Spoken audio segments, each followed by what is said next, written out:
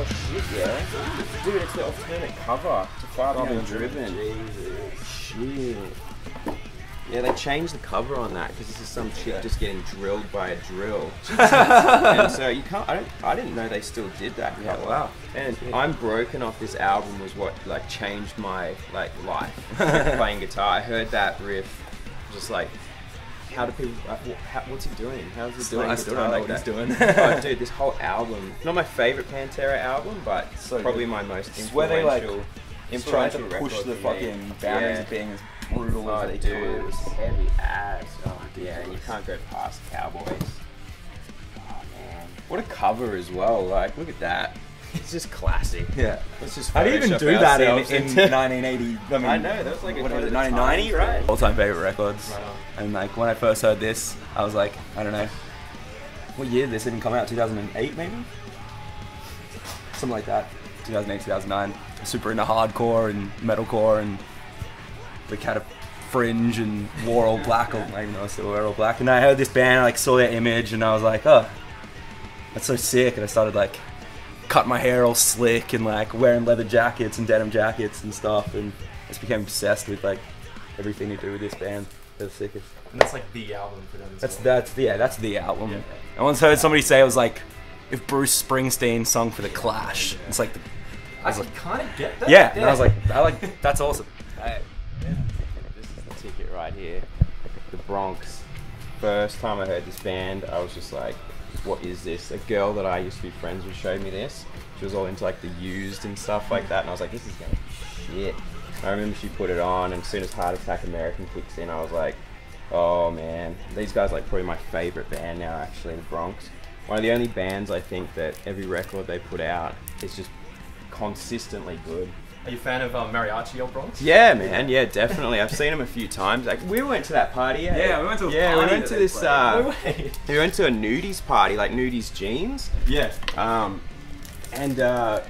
Yeah, Mariachi Old Bronx were playing. It was at Oxford Art Factory, and I think like nobody really knew who they were. So it was all just like general pants Oh, they staff had no members. Everyone's sort of just getting pissed, and me and TK like, fuck yes, just getting loose with those guys.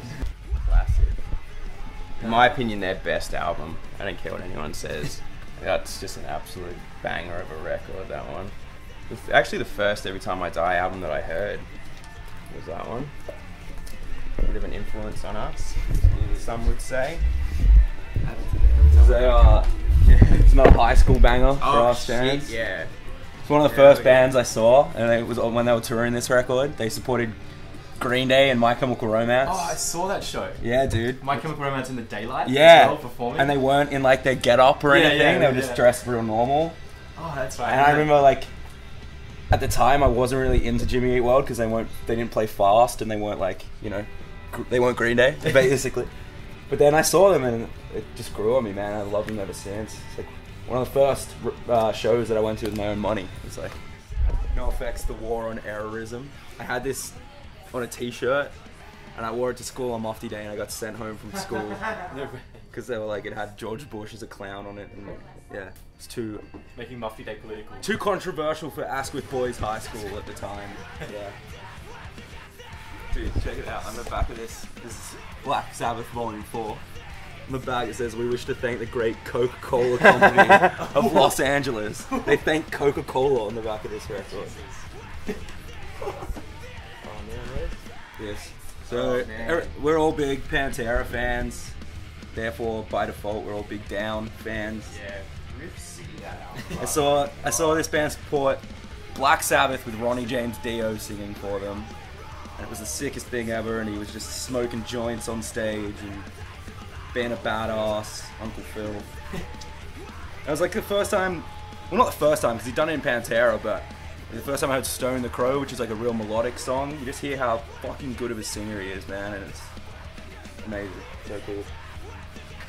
And then I have my favorite album ever as well over here. It's my favorite album ever made. Angels Lost by Faith No More. I think it's probably the most influential, fucking unintentional influential album of its time, and you listen to it now 25 years later and it's still the coolest. The album art, everything, Mike Patton's the best vocalist of all time. Everything about this record rules. It's the best. Yes. Yes. Covering that Yes. was like the hardest and best thing ever. Black Album. Sick. Oh man. The first album that I ever. Oh, here we go. Actually, that's without a doubt the best Metallica album. I don't care what anyone says. Justice. Nah, dudes. Ride the Lightning. That's probably wrong.